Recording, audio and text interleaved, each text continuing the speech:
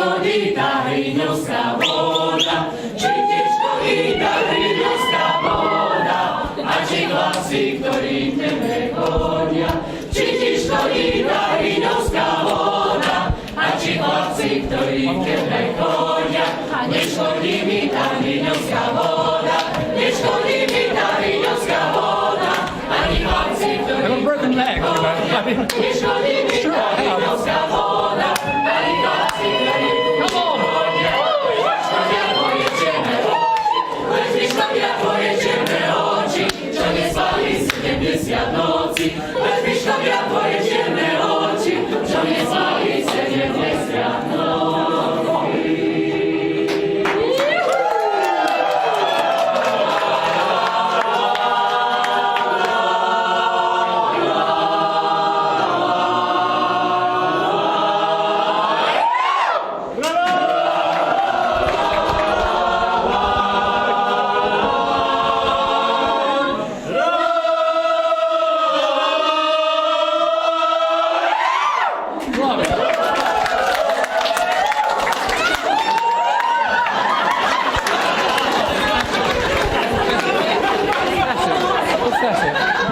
You had a very nice speech. I did, didn't I? Yes, it was wonderful.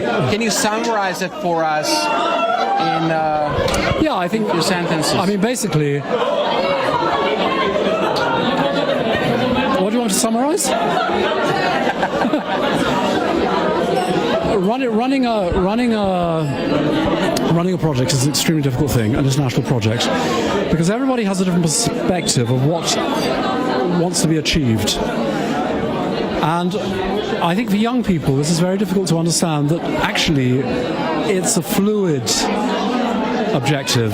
It's not a fixed objective, because you're never going to get to the objective you want. And when you're dealing with a group of Slavs, people from different Slavic nations, Slavs are very independently minded people. And this is actually not because of their genetic structure, it's because of their education system. You don't have discussion, debate. In your education, everything is either the right answer or the wrong answer. But there is no right or wrong in life. It's a sort of compromise. There's a big grey area. And if you want to make progress, it's in the grey area that real things happen. Teaching with right and wrong, testing, is great for teachers because they don't actually have to teach. But teaching is about being challenged as the teacher, allowing students your pupils to make you think again. And that doesn't happen in Central Eastern Europe. And until that happens, it's very hard to see how Central Eastern Europe will progress. Now, in an environment like this, where you've got three very different nations trying to work together for an objective that isn't terribly clear, it's a very, very good learning process, because it means that people actually have to adapt. And adapting is not something that happens willingly. Yes, of course, eventually everybody adapts to reach the goal, but they don't do it willingly. They do it as a sort of compromise against their better intentions. Do you follow me? Yes, I do. Now, did this project got the people there at least like half step? Well, I had an enormous amount of problems, and my choir is ending after this project because my doctor told me to get less stress, and it's been very, very stressful. I can't deny this.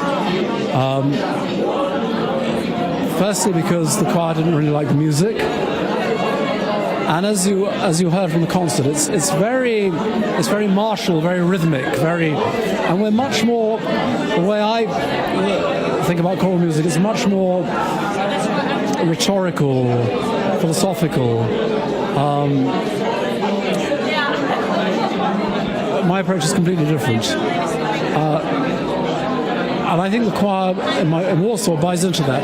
There's also a fact that they're not terribly good musicians. And so counting 7/8, 5/8, 4/8, 7/8, 3/9, they just don't want to do it.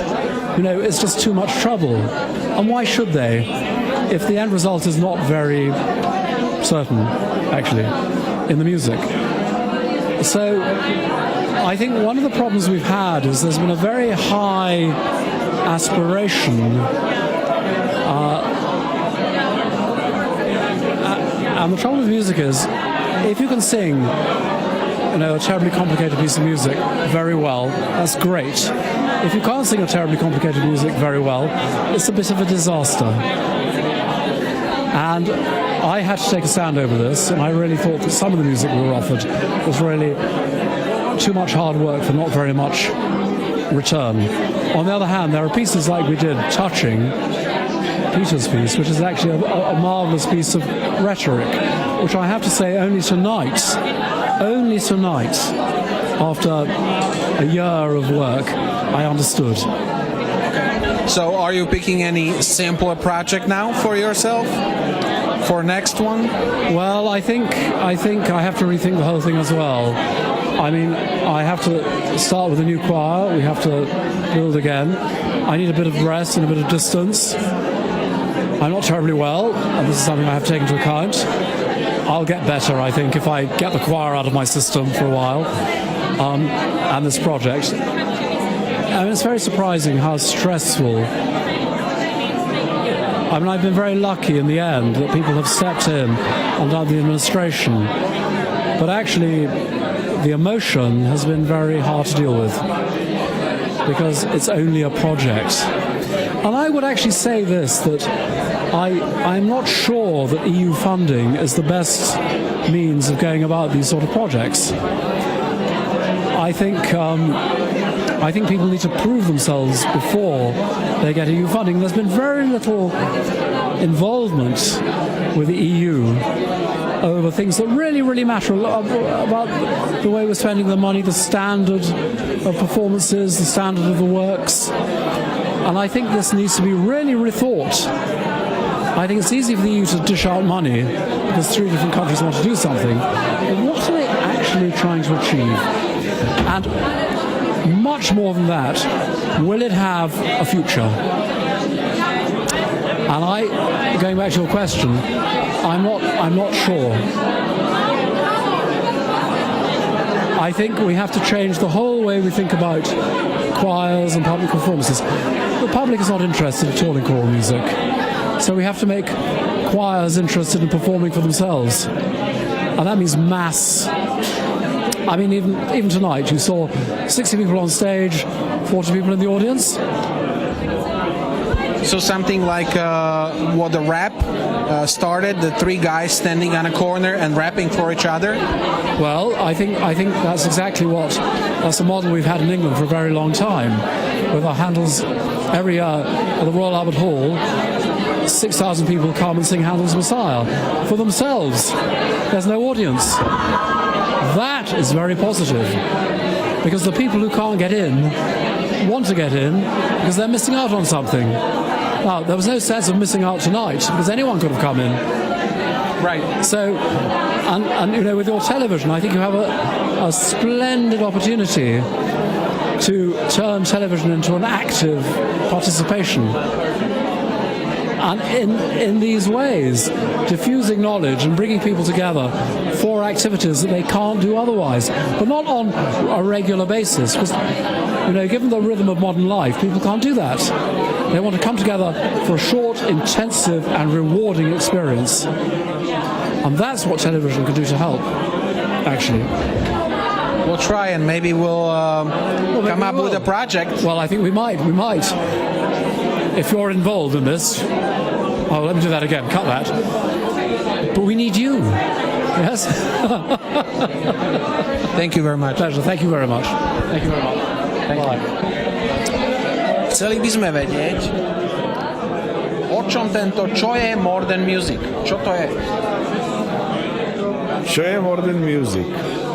Modern Music je projekt, který jsme s našimi partnery před 3 lety vymysleli, před 2 lety nám byl schválen a jde o to, že prostřednictvím hudby jsme chtěli přispět ke vzdělávání členů našich organizací, to je tedy brněnského pěveckého sboru Ars Brudensis Chorus, polského pěveckého sboru Chor Varšavský a naším třetím partnerem byl náš slovenský partner Slovak Music Bridge.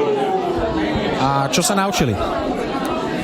To byste se museli zeptat jich, ale my věříme, že se naučili zejména spolu napříč těmi odlišnými kulturami lépe komunikovat, a to nejen prostřednictvím hudby. To samozřejmě narážím na název projektu More Than Music, čili více než hudba. Čo bolo úplne najťažšie? Kritický moment, že už sa ďalej nedá. Tak takový kritický moment naštěstí nenastal, protože kdyby se dál nedalo, tak bychom zde dnes nebyli. Samozřejmě měli jsme cestou nějaké problémy v tom, že každý z nás viděl jednotlivé aspekty toho projektu trošku v jiném světle, ale ostatně i to bylo cílem projektu učit se i na úrovni manažerské, na úrovni organizační spolu komunikovat a hledat kompromisy v hledání další cesty. A ako sa to... Viem, že teda podarilo sa to, ale podarilo sa to s tým, že ešte pôjdete do takého projektu, alebo už nikdy v živote?